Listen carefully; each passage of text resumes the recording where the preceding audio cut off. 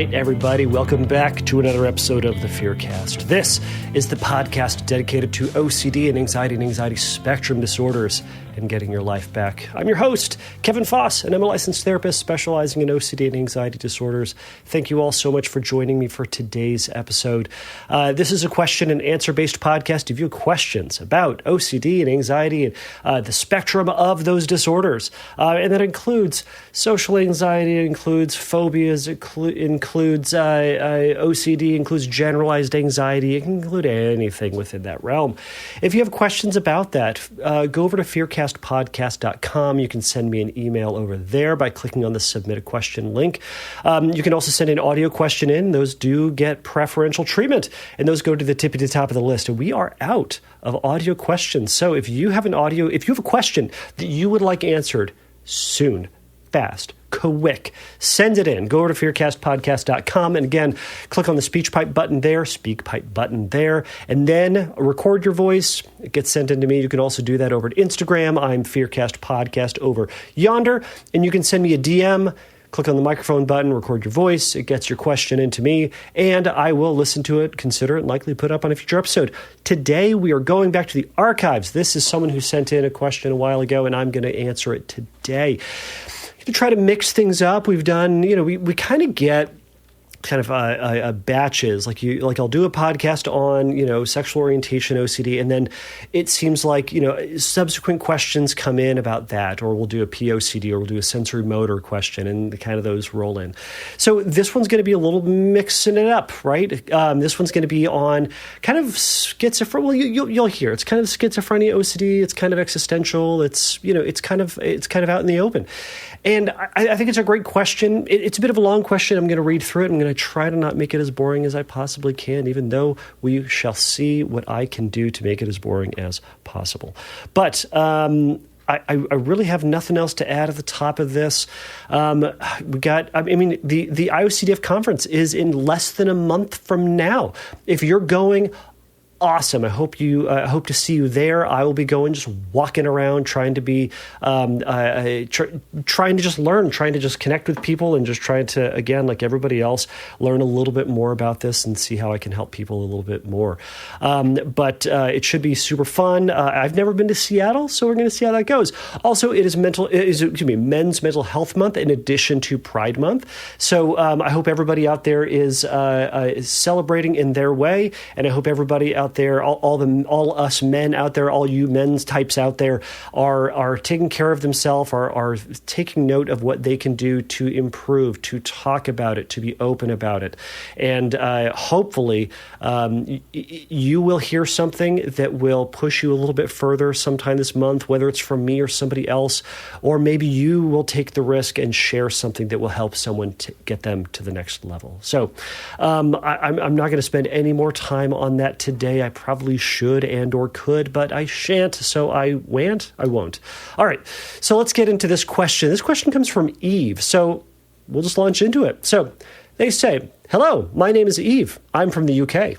Starts out pretty strong. They say, this is sort of related to your recent schizophrenia OCD episode. Now, they don't say which one it was, because I've done a number of them, so who knows? They say, I've experienced that before and have taken the leap of faith that has really helped. However, more recently, I feel my anxiety has developed into intrusive thoughts triggered by derealization. Having experienced intense derealization for the first time about 5 months ago, leading me into a cycle of extreme panic. I'm now feeling better, but I still get this lingering fear, perhaps when doing so, or particularly when doing something I'd perhaps find a bit stressful, something like attending an event, catching up with friends that they feeling that nothing is real and that I somehow am hallucinating everything, even my friends and family. Though a rational side of me knows this isn't possible, it cycles sometimes into extreme existential dread and thoughts like, how is this even real? How do my friends even exist? How do I even exist? And sometimes it makes me avoid seeing them all together as a perhaps safety mechanism. I'm not sure what I'm scared of. It's like I can face these fears by going out to see them, but then I start thinking, what if people around me notice that I'm hallucinating my friends and that I've completely made them up, and they think I'm crazy? My anxiety doesn't make sense, because even if I'm worried I'm making everything up, why would I even care? Why would I even care what these made-up other people not see me doing? This is a bit tricky one for me to navigate, and I know my mind is making things difficult for me as a result of overthinking about every possibility. And the thing that I'm scared of is reality. I'm questioning it constantly, looking for any reassurance that is not made up. It's like I want to escape reality so bad because of the fight or flight, but I literally cannot because it's my reality. And then I feel stuck and restless. I tried being more compassionate with myself, and I can recognize that these are just thoughts, but sometimes it feels overbearing, like there's absolutely no escape because it's my life I'm fearing at the end of the day. And when I've tried explaining this to my doctor, they start asking me if I'm seeing things which other people can't see, which leads me to think, oh my goodness, what if I am? And even the people I think around me seeing it too are also my hallucinations, and I've gone absolutely crazy. And I suppose for an anxious mind already fearing hallucinations, being asked if you are makes you feel horrible, that the possibility is even being considered by someone else. It's not every day that I have these thoughts, but when I do, but when they do come, it's really difficult to get out of because there's literally no escape. And you'd think I'm constantly having to face reality. Excuse me. And if you think that I'm having to constantly face reality, it would be easier, but it just hasn't gotten noticeably easier. I still find myself having thoughts like, okay, that was before. But what about now? It must be different now. I'm unsure what it is exactly that I'm scared of. Perhaps dying or waking up and realizing that nothing I thought was real or actually real. What would be best to do in this situation? What sort of thought is this? Kind regards. Oh my gosh. Well, first off, I'm sorry to everybody who had to hear me listen to me mumble through that. Sometimes my brain doesn't brain, and I don't necessarily read aloud well, and that's been reading these is one of the most uncomfortable parts of the whole podcast for me. Trying to just read it and make it sound reasonable and make it sound like I know how to read. These are all the questions that are going through my head, and I stumble through it, and who knows, maybe I'm dyslexic or something to that effect. Who knows? But you know what? The point is, I'm taking a risk, and I'm trying to do the best and just get the information out there as best I can. So anyways, y'all suffered through it. You don't need to hear more of my yammering. So Eve, I really appreciate this question. And I'm telling you, if you've had this fear, someone in the world also has this fear. And that is why we put these up. So I appreciate you sending this in and being so vulnerable and sharing that with other people. So it sounds like one of the main questions is like, well, what is this? Like, what kind of obsession is this? Now, you kind of already acknowledged that, right? I mean, I need to stop playing with this thing. Oh, goodness. All right. I'm a mess today. All right. You kind of already acknowledged this. Like, there's some existential concerns here. You said kind of, is triggered by this kind of schizophrenia OCD episode. Now, again, all of this is OCD. All right. Now, I don't know you. We haven't talked. I haven't done an assessment with you. I'm trusting that you have in fact and indeed been diagnosed with OCD, and hopefully you are being treated for OCD by somebody who knows what they're doing. So I'm taking your word for it, right? So let's go back to it. So it's all OCD, right? We've talked about that OCD cycle in the past, right? There are triggers that you're going to see, triggers that you're going to feel, triggers that you're going to think about, triggers that you're just going to encounter in the world around you, right? They happen outside of you, external triggers, and inside of you, internal triggers. They're neutral, neither good nor bad. It can be, just like hanging out with your friends, seeing your friends, neutral. But your brain grabs onto it and tells you this what if or if then kind of story. What if they're not real? What if you made them up? What if it's just you in this universe, right? No, you didn't ask that question, but for some people, maybe what if you're the only person in existence and everybody else is someone you're making up, right? Maybe you're in a padded room somewhere and you're just making up all this stuff, right? Or maybe you're going out to, you're going out to a pool hall and it looks like you're talking to your friend, but really you're just talking to the wall and everyone around you thinks you're bonkers. Possible, but all of it's like that's the story your brain is telling you, and you're going, well, I don't like that story, so produces this anxiety, this nervousness, this unwanted feeling. And sometimes it can be this derealized feeling, this disconnected feeling. For some people, that is an anxious response, right? So sometimes when we say anxiety, sometimes in the OCD cycle, you can sometimes hear it as unwanted feeling state. Now, that unwanted feeling state can also go back right around to be its own trigger unto itself. For some people, that feeling of derealization in relation to anxiety also triggers another thought. Well, maybe this feeling is like I am disconnected from my body, or I am, maybe for some people it could be maybe I've already died and I'm kind of viewing my life, right? Or it can be any number of things, right? But either way, anxiety leading to these compulsions, trying to figure out that story, make sure that story doesn't happen the way that it suggests, or to make you feel better in some sort of way, right? So it's trying to get rid of the feeling or get rid of that story. Once you do that, the problem is compulsions work, at least for a little bit of time. So when they work, they give you that sense of confidence, that sense of certainty again, that sense of safety, that everything's okay, that you're not in danger, that the world isn't collapsing around you, you're not going crazy. Great. Your brain loves that dopamine, so it's gonna reinforce that cycle. Now, next time you see your friends, it could still trigger that thought, but your brain goes, I know how to deal with this. I know what to do. I go here and I ruminate and I check and I think and I question and I evaluate, and that's what will make me feel better again. So then you just go back round and round and round. Remember, the themes that we're talking about, existential, schizophrenia, or like going crazy, OCD, whatever you want to call it, they're just colloquial titles we give it, all right? So what kind of obsession is it? Well, it's OCD. That's what it is. If you need a subtype, it kind of straddles both of these. Now, at the end of the day, it doesn't matter. It doesn't matter. But we're not going to spend too much time on that. My question for you, and maybe this is kind of what you're asking. I mean, you kind of asked this at the end, is like, what kind of thought is this? And what do I do? What would be best to do in this situation? All right, so let's go over some of those. So my biggest question for you is going to be like, what's the fear, right? And you kind of asked that too, right? Is it you're going crazy? Is it that you're going to be simply perceived as being crazy, right? Is it the existential fears, right? What if I'm the only person in existence, right? Another way that you can think about this would be to think about what would you be afraid of being true, or what would you have to experience forever if you didn't do your compulsions? Would it be that you'd be feeling alone forever?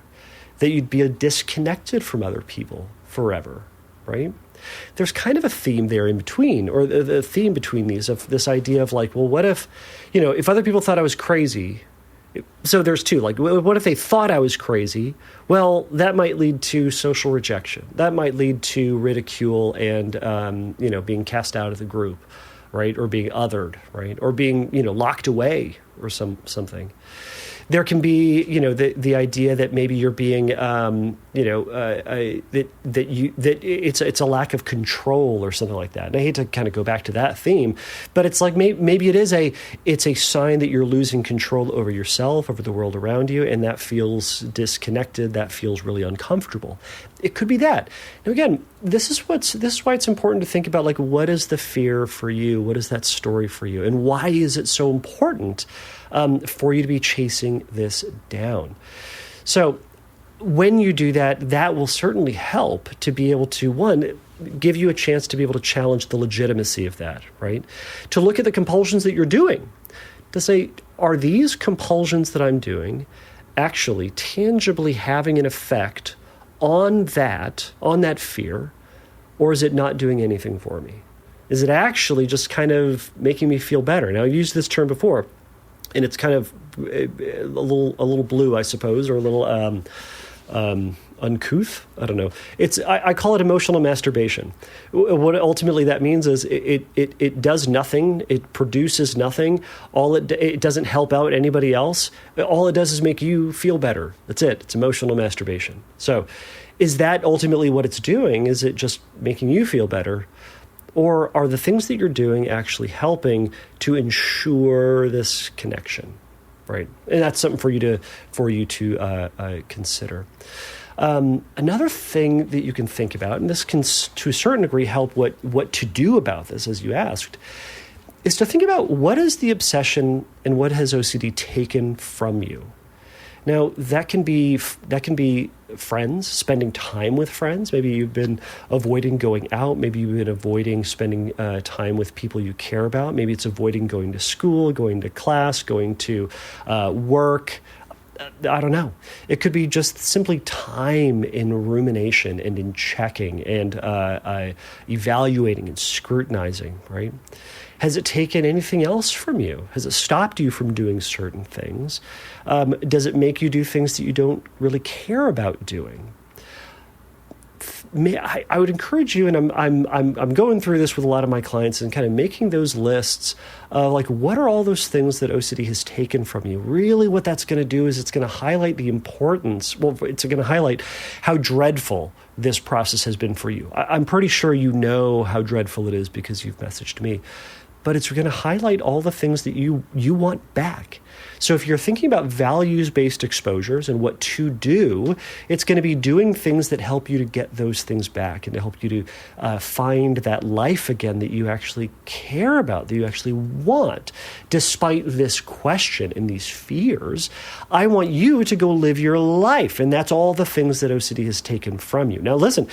If you're doing everything that you want in life and like you go, Kevin, I'm ruminating about this and I love it and I'm avoiding my friends and I think I'm crazy and that's kind of fun and it's exciting. Cool. Live your dream. No problem here. No diagnosis. But the problem is I think there's a problem and I think that you think there's a problem. So therefore there's a problem. All right. That was redundant. All right. The other thing I wanted to acknowledge, and you kind of acknowledged this as well, is that you've got to recognize, you've got to recognize that doctors, therapists, they're going to be asking questions about that hallucination, right? Us therapist types, we're going to investigate. We have to ask those assessment questions to kind of get to the bottom of this. We want to help discern whether or not, are you experiencing OCD? So like a rumination about hallucinating? And the question about whether or not you're hallucinating, or are you actually hallucinating, right? It's a similar thing to if I'm assessing for someone who for pedophile OCD, for POCD, well, I'm going to ask about whether or not they have any genuine attraction to kids. And that's going to be very triggering because, you probably can guess why, but it's going to force them to have to evaluate their feelings again and go, are any of these legitimate? Now, I know that that's compulsive as well because that's what they're doing all stinking day, right? But more often than not, like an overwhelming crazy amount, like I've never experienced the alternative, they're always going to say, well, no, it has nothing to do with me. I don't want them. They're disgusting. They're horrible. Get rid of them. Okay, great. Now we know, but it can be triggering. Now, the other can be, for sexual orientation OCD. Have you noticed any genuine sexual attraction towards someone of the same sex, or if someone identifies as gay or lesbian, have you noticed any attraction towards, is there genuine attraction towards the opposite sex? These are part of the assessment questions, and some people might differ on that. Similarly with harm obsessions, are there any genuine thoughts you have of harming yourself or somebody else? Right? So we are going to ask these questions, and the best thing you can do in that situation is just answer honestly about, yes or no or otherwise. But resisting the compulsion or resisting the urge to engage with compulsions about what that ultimately means for you and who you are and what you need to do about it. But again, that comes in time. All right. So what can you do about it? Well, number one, with everything, we need to resist and reduce or eliminate, if possible, mental compulsions, right? Ultimately, for you to ride the wave of the uncertainty without solving the content of the obsession, and you've heard me talk about this a million times over, OCD it promises the out of the cycle, out of the terror, is by solving the content of the obsession. If I just wash enough, if I just organize enough, if I just have everything lined up just right, if I make sure I know where everything is, if I make sure that I really know my attractions and myself, and I know how much I love somebody and how much they love me, then I'll be okay. But it's never that. It's not about the content of the obsession. It is about the emotion that you get, that we're trying to ride the wave of this discomfort. It is an anxiety disorder. Therefore, it is too much anxiety showing up at the wrong time, with too easily triggered, et cetera, et cetera. It's an anxiety disorder. So that's what we're trying to sit with. It's about riding the discomfort that you get about this theme of going crazy. We're not going to try to solve the problem, or we're not going to try to solve the question of whether or not you're going crazy. For all intents and purposes, it doesn't matter for us. All right. If you were in my office, I'd say, okay, we're going to see if you go crazy. And my rule of thumb to going crazy is this: don't let yourself, or don't let friends, or don't let the average person be the decider about whether or not you're crazy.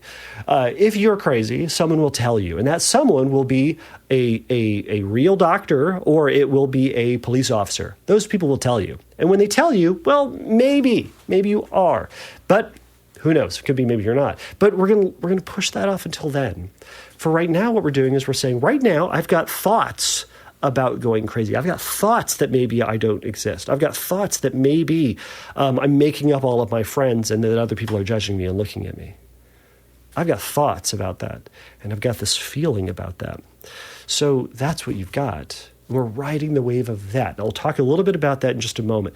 But if you notice that you're doing a lot of mental compulsions, and I bet you are, you can check out Lauren Rosen's book on mental compulsions. Go check it out. It's going to be on Amazon. It's going to be everywhere. I'm sure you can get an audio version. You can get a Kindle version, whatever you want. But it's going to be great and informative about what mental compulsions are, how to identify them, and how to work with them, right?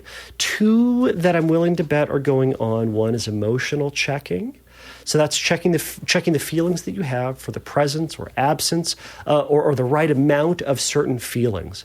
Do I feel like I'm going crazy? Do I feel like I'm myself? Do I feel connected to who I am, right? Or it could be, I'm feeling something else. Is that right or is it wrong, right? So it could be that. The other thing it could be mental review going on. So mental review is going to be that mental compulsion about replaying or scrutinizing past events for potential wrongs or unwanted events, saying something wrong, doing something wrong, hurting somebody's feelings, or just what you did and what other people did. What that might look like for you is going home after hanging out with your friends and then going, okay, was there any signs that maybe I'm actually crazy? How did I know that person was there? Did anybody give me any weird faces like, why are you talking to the wall, or why are you talking to nothing? All of that can be this ruminative process. And what I would encourage you to do is, 1, catch yourself when you're going through that. And even if you're going down that path even a little bit, we can always catch it, identify that we're doing it, and then make a sharp left turn out of it. Now, of course, what we want to do is to accept uncertainty. And by letting go of that problem-solving process, we're saying, I am not going to solve this. I'm not going to get the answer to this. And that's really uncomfortable. But guess what you get to do then? You get to sit with that feeling and say, right now, this feels uncomfortable. And that's what this is about. And I can have this feeling, and I can feel uncomfortable, and I can feel disconnected, and I can feel worried, and I can survive this because I know this is going to go away. And you've acknowledged as such. You've acknowledged that, like you know that these thoughts are just thoughts, et cetera, et cetera. But again, it's the feeling. If you had these thoughts and you didn't have the anxiety, you wouldn't care about it. Okay, so I'm of the position on this that acceptance and commitment therapy is going to be really important for you in this process. Not only accepting the feelings of uncertainty about your life and about your mental health status, but also making committed actions towards the desired life that you would like to have. All right. So when someone's in my office, I'm going to be using cognitive behavioral therapy, exposure and response prevention, and ACT, acceptance commitment therapy. Now, there's going to be a different orientation. There's going to be a different order. There's going to be a different emphasis for each person to a certain degree. I'm going to kind of go through a similar cycle or a similar process, and a lot of therapists would do the same. But for some people, the cognitive restructuring piece may not actually be that helpful. Now, there's been a lot of arguing about, or discussion about, I don't know how much arguing, discussion about the role of cognitive restructuring when it comes to OCD. Cognitive restructuring is the idea of, is part of the C of CBT, is looking at your thoughts. And the restructuring piece is trying to challenge the legitimacy of that. And I've talked a lot about that here. But to a certain degree, and I wonder with this, would that even be helpful here? Other than maybe to recognize the observation and responses from your friends hasn't historically been one of that you're crazy or that you are losing your mind. And the responses from people who have evaluated you and talked to you have not been that of that you're crazy or that something's wrong. It's probably been one of neutrality. It's been one of affirmation, perhaps. But remember, with cognitive restructuring, we're not trying to get certainty. We're trying to look at the historical components to it. Because remember what your brain said, right? All right, that was then, but this is now, right? OCD loves the yeah buts. All right, yeah, that was fine then, but what about now? Now is different. So now you ought to ruminate. Now it's justified to check again because, yeah, that was small peanuts. This is the real deal. This is scary and important. It's not. This one is going to be just like that one. And if we can treat it as such, it's going to help a lot. All right. So, as I said, I think ACT is going to be important. And number one in this, when anxiety is really high, you can acknowledge and accept the feelings that you're having in the moment when you're triggered. So again, there are two exercises that are heavy with this. One is called dropping anchor. One is called grounding. They're similar in the sense that they're trying to bring you back to right now. Think about dropping anchor. It anchors you to the moment rather than floating off into anxiety land or floating off into the fantasy of rumination and checking and all the compulsive cycle again.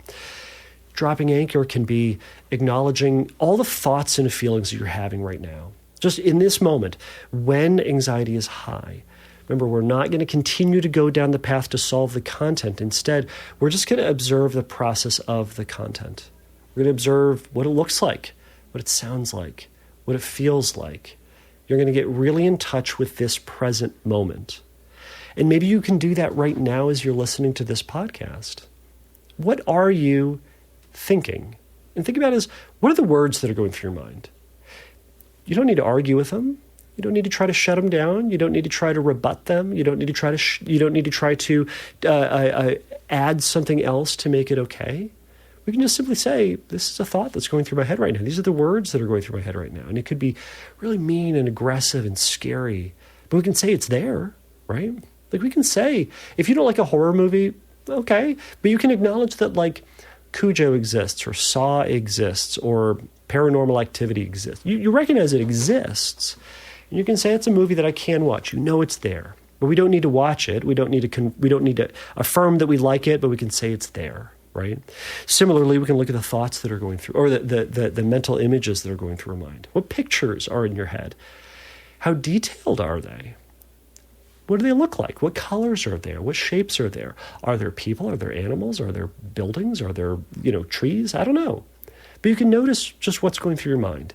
You can notice the feelings that are in your body, emotions, right? I feel the feelings of anxiety. I feel the feelings of fear. I feel the feelings of sadness. I feel the feelings of numbness, right? And you can even identify like where it is in your body.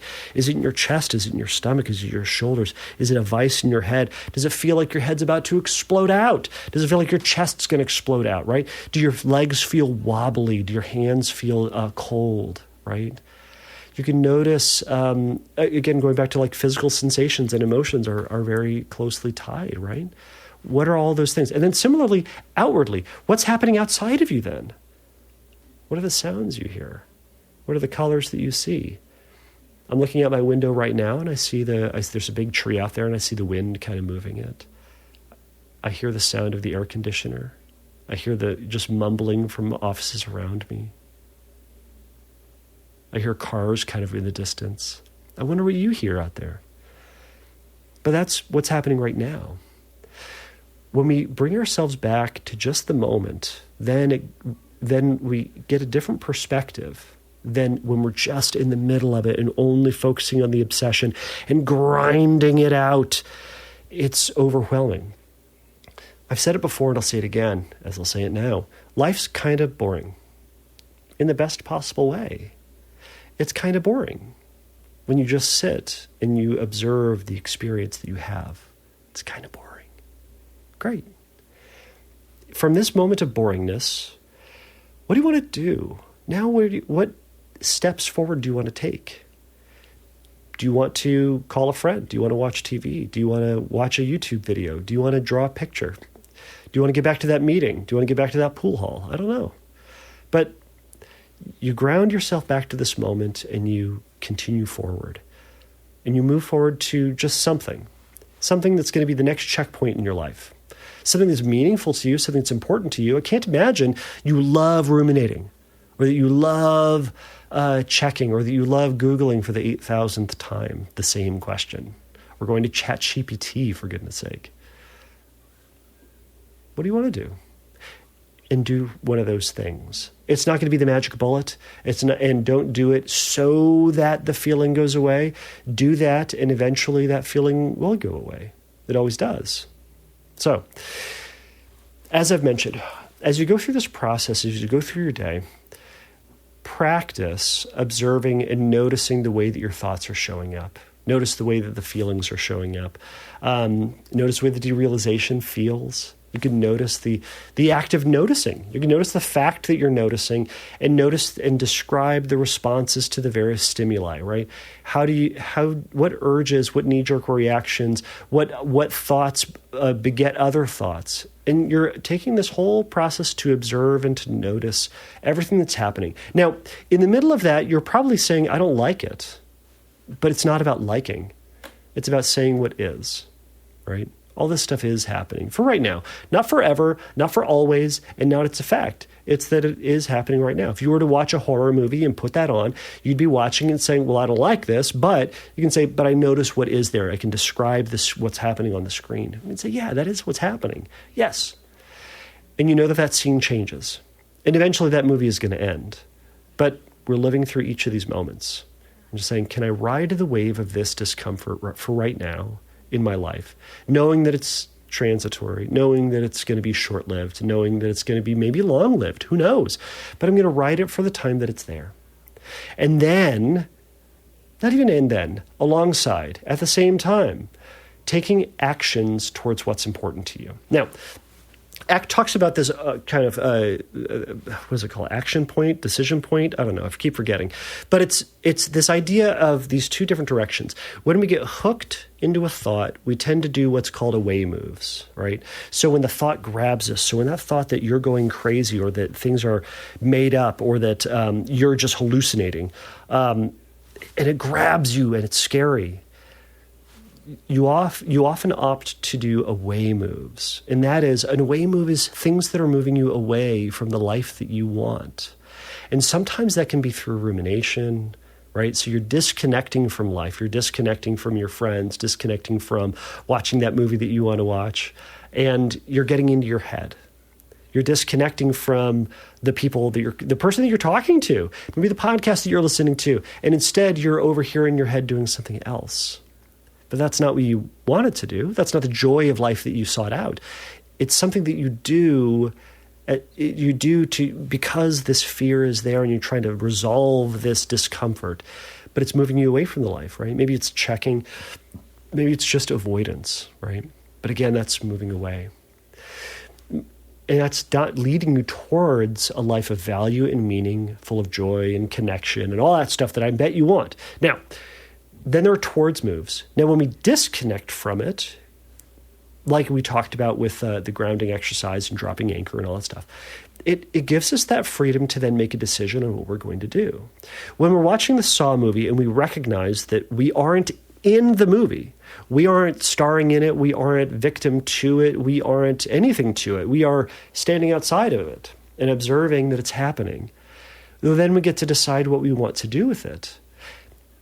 It's not us. We aren't them. We may be experiencing something from it. You may experience the feeling of fear or scare, fright. I guess that, not scariness or scareditude, but fright. That's what it'd be. You'd be feeling that because, well, it may have an effect on you, but it's not you and it's not a fact. It's just the way that our silly brains work, right? So when we disconnect from it, then we get to decide, now what? If you're in control and you get to do stuff, then what do you want to do? Well, those would be towards moves.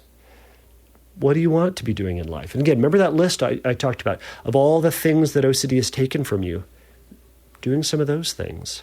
Maybe doing something just of marginal importance. Now, it doesn't mean the feeling and anxiety is going to go away. It doesn't mean that you're all of a sudden going to feel connected and not derealized.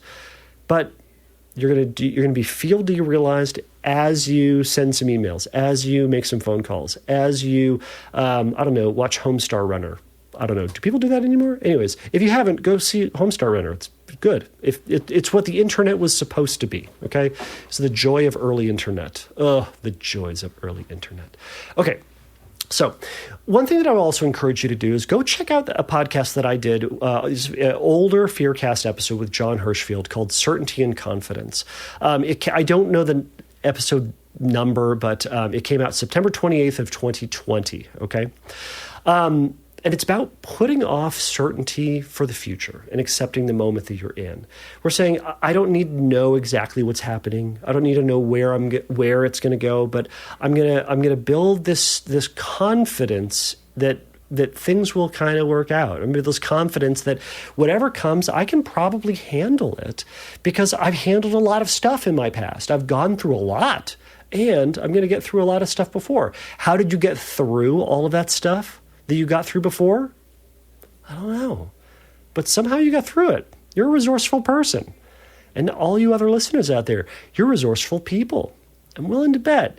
Because you got through all those things, whatever comes your way, I bet you can handle it then. And I'm going to argue that you're going to handle it better by letting go of solving it and trying to and discovering what the situation is in the future. For example, if you're living your life and you're trying to think about all right, with the conference, all right, I get anxiety at the conference. I'm super excited for that. I'm not, but I'm super excited. What's going to happen is if I try to sit down and think about every single scenario that I could go through, and then I have to evaluate what I'll do, what I'll say, how I'll act, what they'll do, how I manage their expectations, how I make sure that I don't embarrass myself or say something stupid or offensive for that matter, I'm going to drive myself bonkers because there is an infinite number of things that I could imagine, and it's going to be exhausting. But I've gone through conferences before and minimally embarrassed myself. Moderately, minimally, depends. But I'm going to leave that up to the future, and I'm going to say, I don't know. But here's what I'm going to do. I'm going to trust that I can somehow find my way out of it and through it, more importantly. That I can feel the feelings of anxiety. I can feel the discomfort. I can feel the want to avoid, and I'm going to do it anyways. And I'm going to find a way. How am I going to get through it? I don't know, but somehow I will, because that is future me's problem.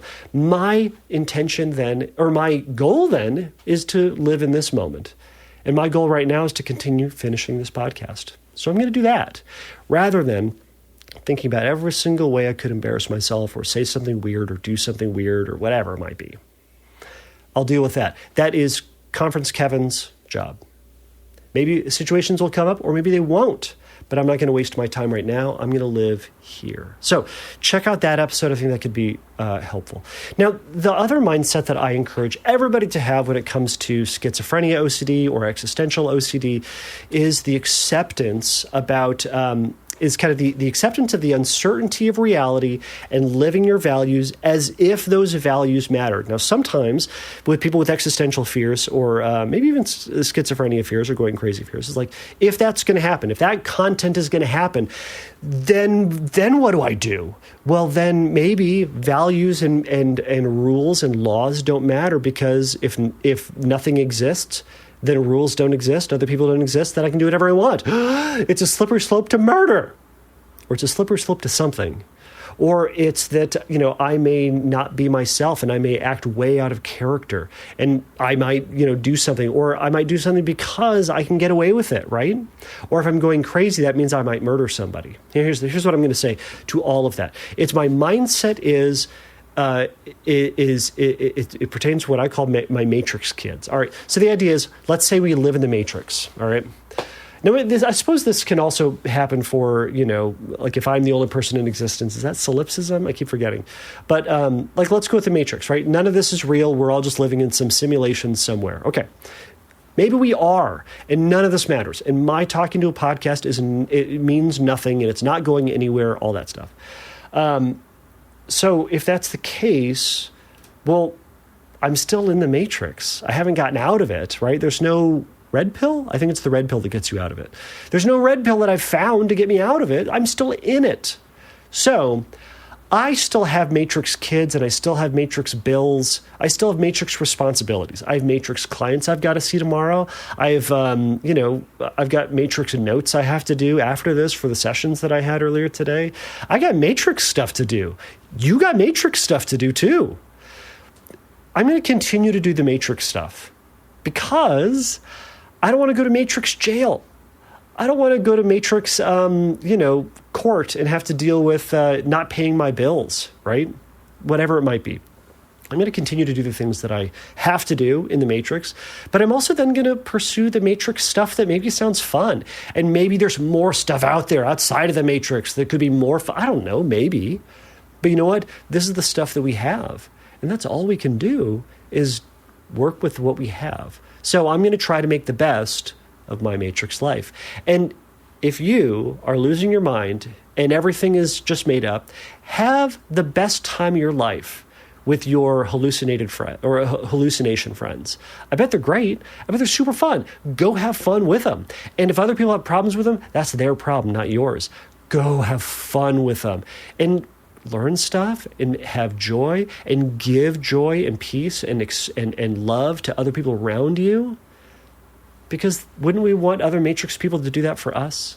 So go live your values, go live your dreams, even if none of this is real, and spend as little time thinking about whether or not it is real, because whether it is or it isn't, you still have to live it. And that's where we're at. So I'm going to leave it here. So everybody, thank you so much for dealing with me on this episode. It was a stuttering, stammering nonsense, and it sometimes is that, right? But here we are doing the best that we can, rolling with it, and trying to just get through to another Matrix day. All right, y'all. Until next time, take a risk, challenge yourself, and don't take your brain too seriously. Bye.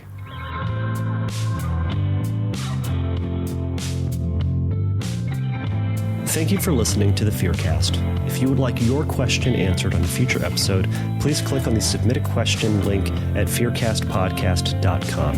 If you would like your question answered sooner, please send me a recording of your question to questions@fearcastpodcast.com or by sending me an audio message through Instagram by DMing me at fearcastpodcast on Instagram. If you like the Fearcast, please write a review on your podcast platform of choice. Please remember that the Fearcast is not a substitute for psychotherapy. If you need a little bit of help in your recovery, please go over to fearcastpodcast.com and click on the Find Help link, and there's going to be some information for you there. So until next time, take a risk, challenge yourself, and don't take your brain too seriously. Bye.